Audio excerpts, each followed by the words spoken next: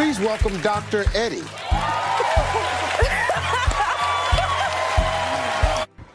How do you fix the hole in your soul so you can become whole and move on to live your best life yet?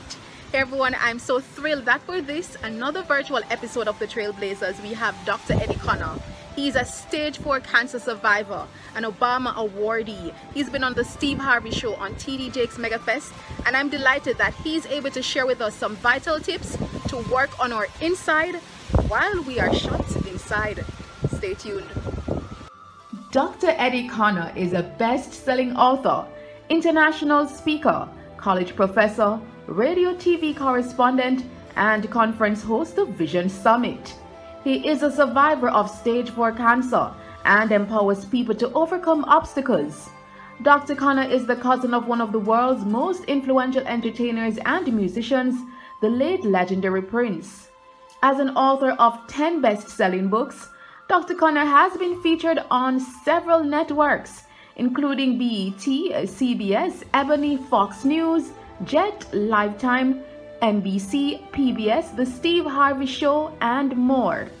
He was featured in the acclaimed BET documentary It Takes a Village to Raise Detroit. He also stars in the movie Lady Luck 2. Dr. Connor is the founder of the mentoring program Boys to Books, which empowers young males via literacy, leadership, and life skills enrichment. The program became the impetus for President Barack Obama's My Brother's Keeper initiative. Dr. Connor is a recipient of the President Barack Obama Volunteer Service Award and the President Barack Obama Lifetime Achievement Award from the White House. He is recognized as one of the top 35 millennial influencers in America. As a sought-after communicator and motivator, Dr. Connor speaks extensively at churches, colleges, and conferences by empowering and inspiring people to maximize their purpose. He grew up in Kingston, Jamaica, and lives in Detroit, Michigan. Hi, Dr. Eddie. Welcome to another virtual episode of the Trailblazers. It is indeed a pleasure to have you joining us virtually. You're all the way, of course, in Detroit. Absolutely. Listen, I'm absolutely honored to be with you. And just about a year ago, I was literally in Jamaica interviewing with you in person. In person. Now we're social distance, but we're still connected. So exactly, we're apart, but at the same time we're connected. Right. Apart but together. Apart but together. I like it. Thank you so much, as I said, for joining us. So you have quite an interesting story. Only in your 30s you've accomplished so much, and on top of all of the accomplishments, you're a stage 4 cancer survivor. So we want to start with that, because tell us about your experience with cancer and how is it that you managed to survive and to overcome? Well, of course, once again, it's such a great opportunity and honor to be with you. I think you really are one of the premier voices, not just throughout Jamaica, but throughout the world as a young millennial. So it's wonderful to be able to share. And, I'm partial. Jamaicans, man, so me growing up.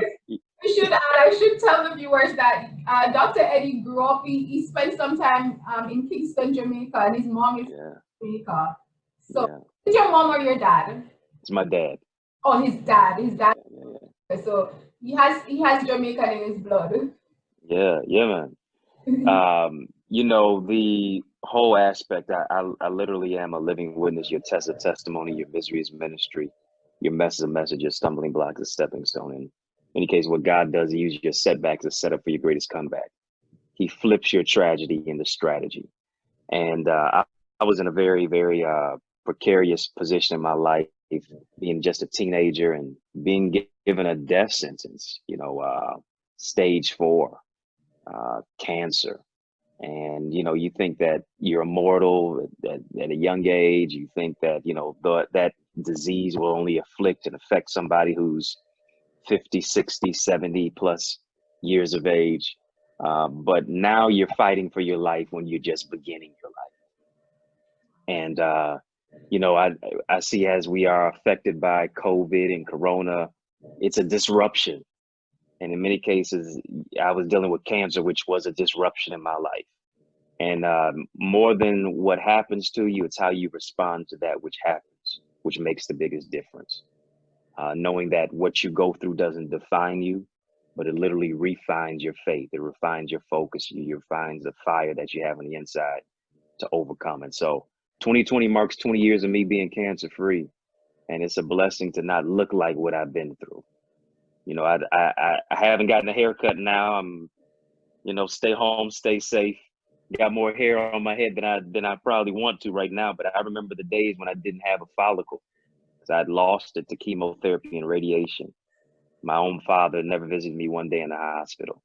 But if it had not been for the Lord on my side, but also praying mother who told me you're not going to, cancer, yes, it made you cry, but it didn't make you quit.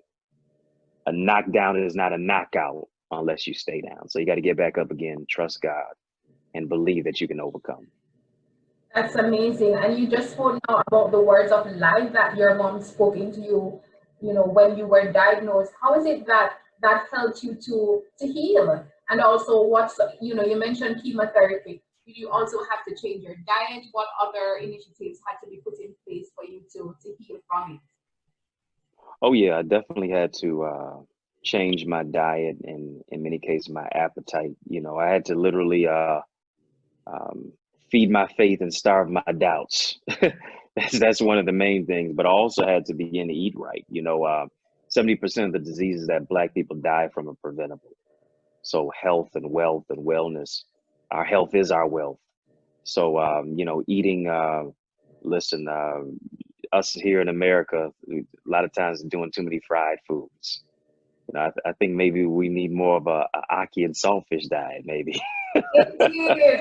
Some I water banana. Yeah, yeah, some plantain, and you know, I think we are so focused on processed foods that, in many cases, now when you're facing certain situations, you already have a a bad history, yeah, underlying, yeah, health issues, you know, compromised immune system. So making sure that, yes, I was putting wisdom into my spirit, into my mind, but also taking care of your body. You know, beloved, I would that you would prosper and be in good health, even as your soul prospers, is a scripture. So taking the time to meditate, taking the time to clear my mind, taking also the time to eat healthy. In many cases, the foods I don't want to eat, that don't always taste good, that are really the best beneficial to you and I. Indeed. And I mean, I want to go back to a bit of what you mentioned about your dad not being there. I Mhm. want to touch on the fact that you have mentioned that you grew up without your father playing, you know, playing his responsibility in your life then. And that Right.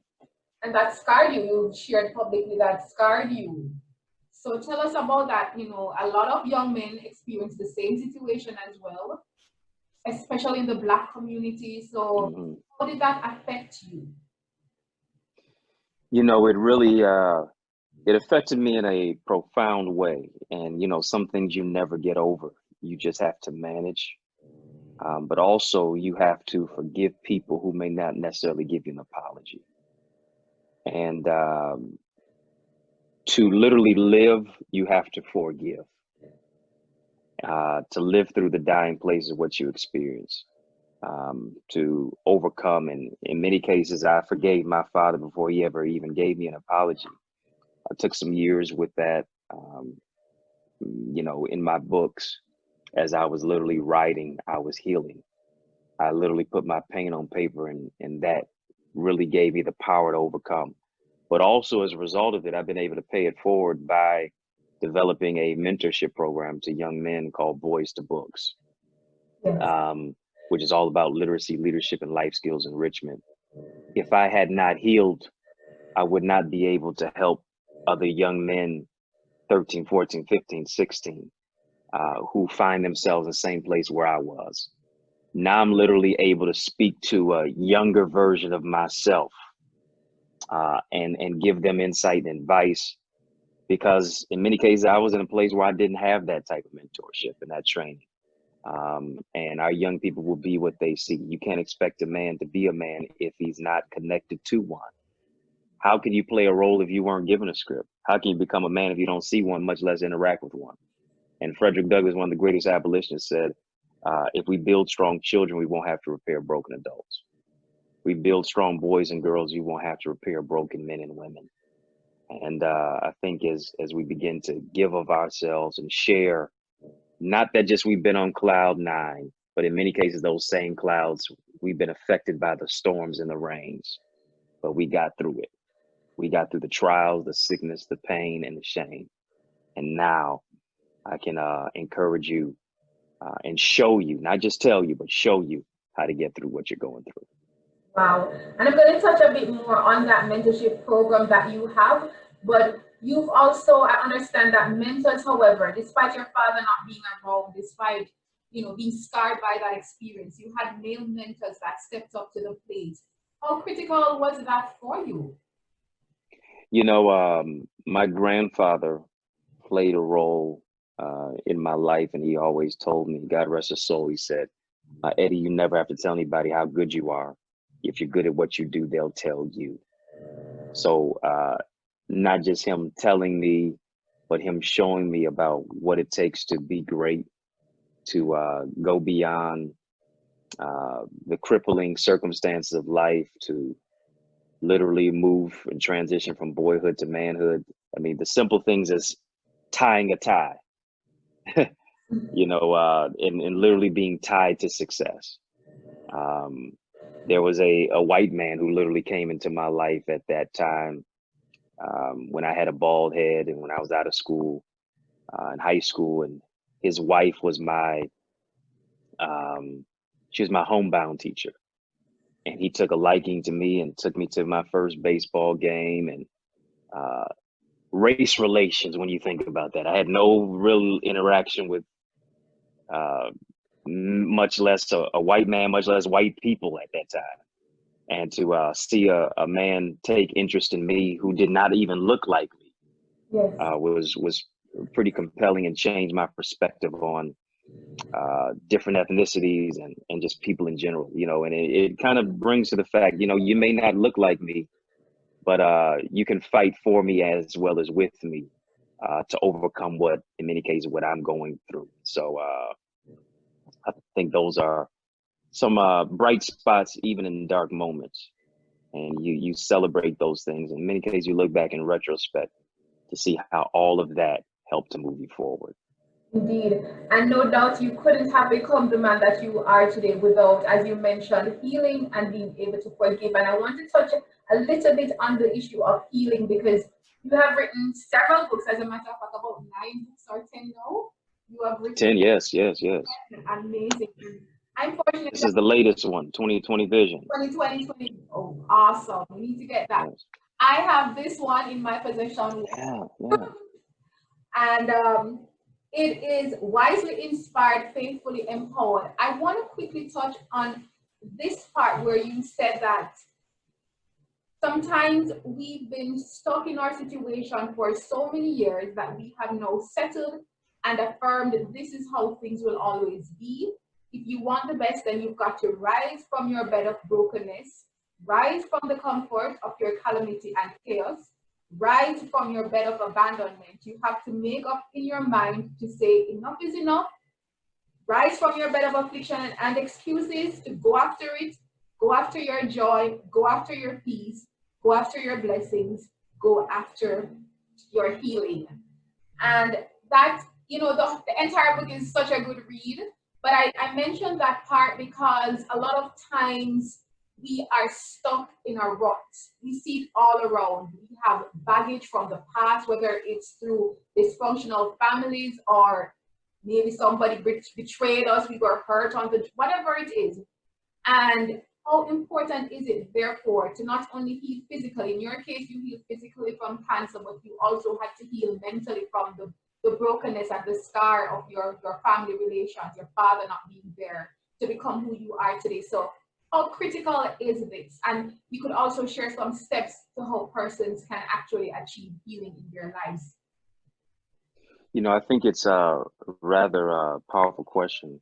and poignant and critical that you even ask. You know, I'm reminded by the words of the great Jamaican leader Marcus Garvey, who said, "Up you mighty race, accomplish what you will." And when you think about Emancipation Park, when you think about so many great leaders in our culture, in our nation, who have risen beyond the ranks, broken through boundaries, I think it also relates to the relationship of self. And you can't, number one, you can't expect anybody to love you if you don't love yourself. You have to also know what you want, because if you don't know what you want, somebody's going to decide what you get. And generally it's going to be what you don't want. But then again, how do you know what you don't want if you don't know what you do want? Are you confused yet? Well, so is the person who doesn't know what they don't want, much less what they do want. So I think when you really get to the place of understanding who you are and coming into clarity, and you know, with this situation of what we're experiencing, where literally the whole world has been paused by a pandemic, you know, and I'm really learning, even in this situation, the relationship with self, because now you're in a place of social distancing, and the question becomes, can you really touch someone without touching someone? Think about that for a minute. That's really that's really the tenor of relationships. Can you really touch me without touching me? Because your heart has to do what your hands should not even, in many cases, go for in the first place. And when you can't go outside, now you really have to go inside. You know, you wear a mask when you go outside, but when you go back in your home, now you literally have to take off the mask. You got to literally get real with, in many cases, sometimes the ugly parts of who we are, our attitude, which determines our altitude, the mistakes that we've made, the fact that we have not forgiven other people, much less ourselves, our relationship with God, our relationship with ourselves, our relationship with other people. And so how can you address what you won't confess? How can you heal from what you won't deal with? And so I wrote that book, Wife Being Wisely Inspired, Faithfully Empowered, Becoming the Right One for the Right One. In many cases, you got to first become the right one for you. You got to first become right for yourself before you become right for anybody else. And so when you rise the ashes out of that, when you understand that, you know, just because I'm locked in my home does not mean I'm locked out of my purpose. But since I'm in my house, now I've got to get my house in order. It's more than about shuffling through shoes and shirts and skirts. Now it's through shuffling through the shells of your soul. Now it's decluttering your mind to see that I'm not just getting the roof, whatever's under the roof in my house in order, but actually me. Yes. Because now I'm preparing myself for the ultimate purpose partner, because I'm walking in my purpose as well. Indeed, indeed. And I mean, persons may ask, though, how do you do that? Because they want to heal. Because the truth is to live your best life.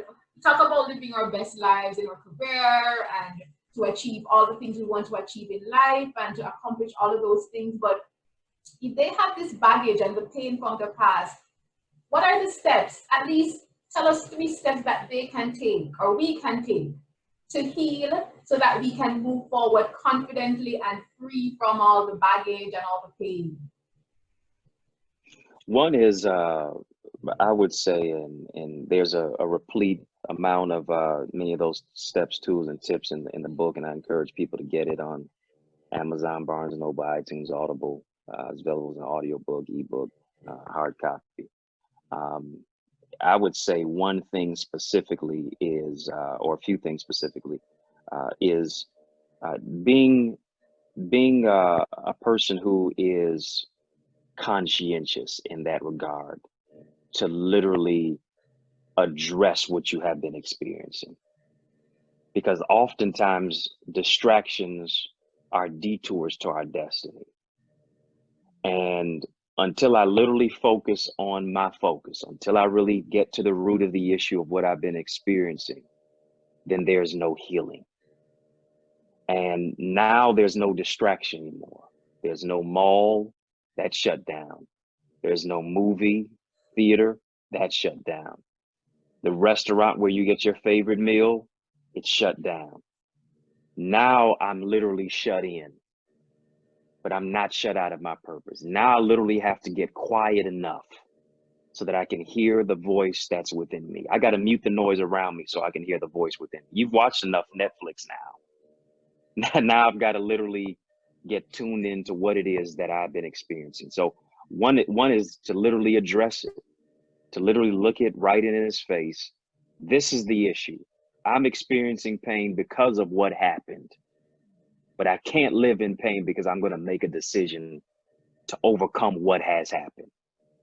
Yes. Then you also have to decipher between what is distracting me from my destiny.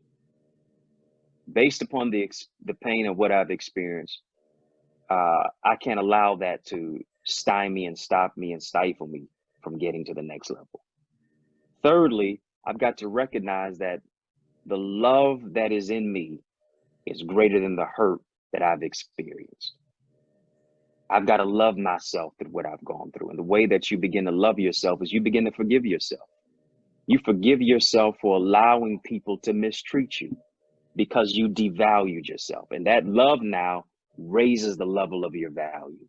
A lot of times we always say, well, knowing your value is only for women. No, knowing your value is also for us as brothers, as men too. We've got to know our value. We got to know our worth. We'll treat people based upon how we even have a relationship with ourselves. Me mistreating you, you mistreating somebody else is indicative of the fact of how you have seen your own life, in many cases, how you castigate it. So making a distinction between a distraction, your destiny, loving yourself, but also looking at the ugly situation, taking off the mask to heal. Speaker, Dr. Eddie Connor Jr. But guess what? In spite of it, there was still room left for them.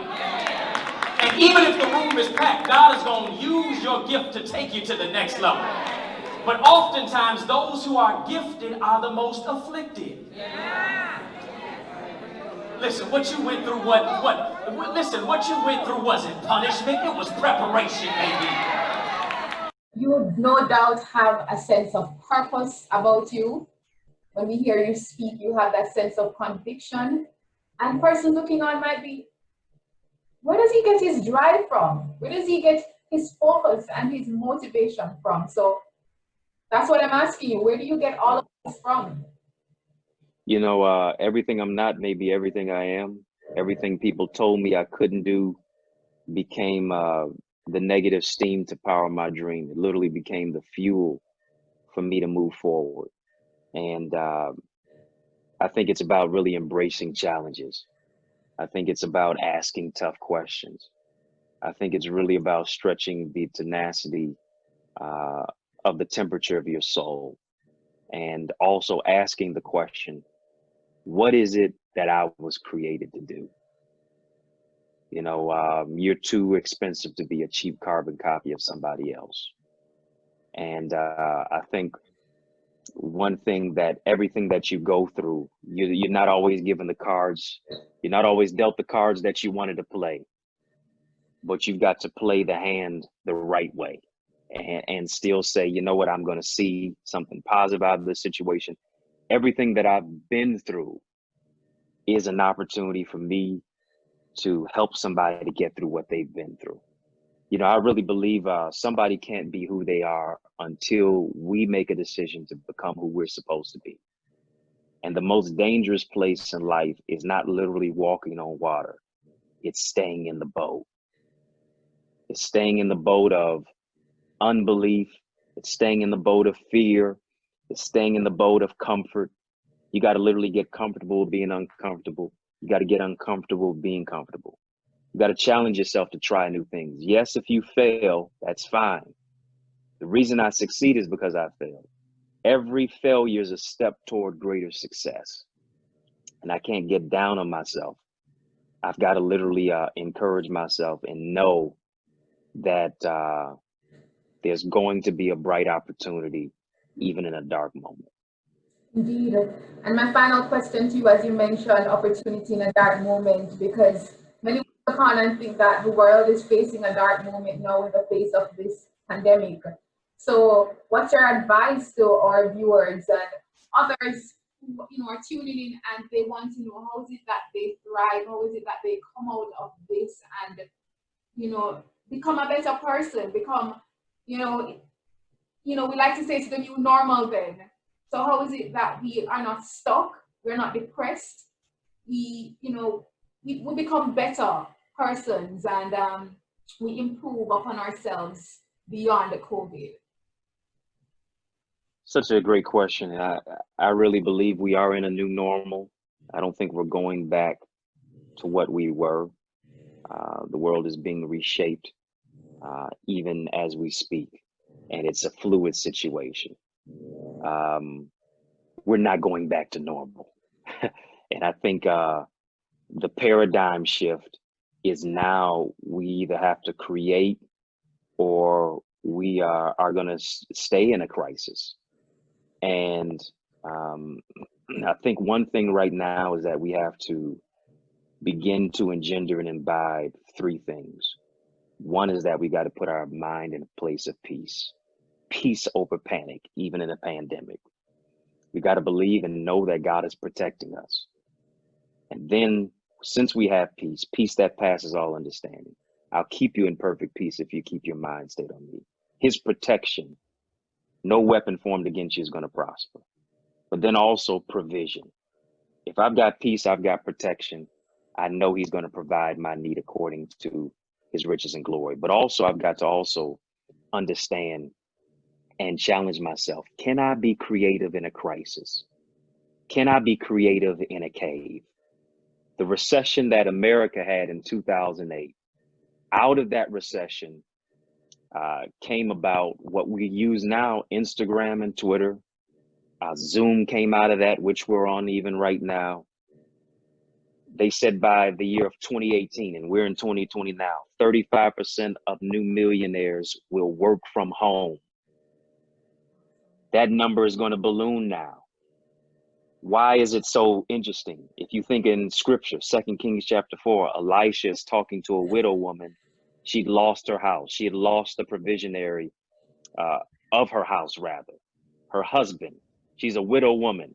He asked her this. He doesn't say what's in your bank account, what's in your chariot, what's in your storage unit. He asked her, what's in your house?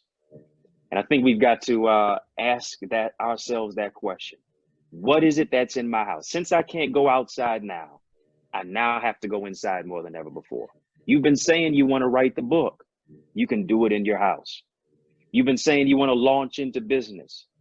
Develop the business plan in your house. And I believe that your contact is going to become your contract. Ideas can become a place of income, but it's taking place right in the comfort of your home. And so I think you got to be resilient. You got to be consistent. You got to challenge yourself to be creative in a cave, creative in a crisis, and know that you've got peace, you've got protection, and you've got provision. Don't hit the panic button. You've got power, and it's now time to tap into it. Wow, amazing. And that's a perfect note to end this interview. I can continue on. We have to cut it. But thank you so much, Dr. Eddie. Absolutely. It was indeed a pleasure, and you just continue to be a trailblazer, continue to impact lives, continue to transform lives, and continue to transform communities and the world at large. We appreciate you joining us. Oh, I appreciate you. Continue to be a voice of victory and to really cause our nation to rise. Thank you so much for telling our story. Thank you very much. I appreciate it.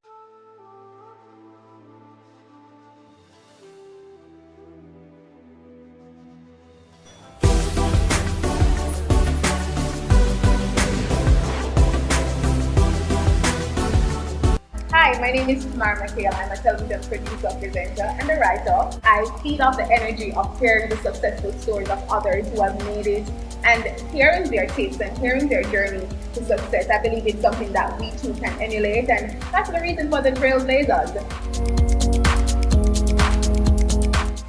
Honestly, I'm going to tell everyone to tune into the Trailblazers. I mean, everybody is at a different part of their journey, a different part of their life, and they are always looking to move up. You're getting a blueprint from them. You're getting the step-by-step process in terms of what you need to do so that you too can become a trailblazer.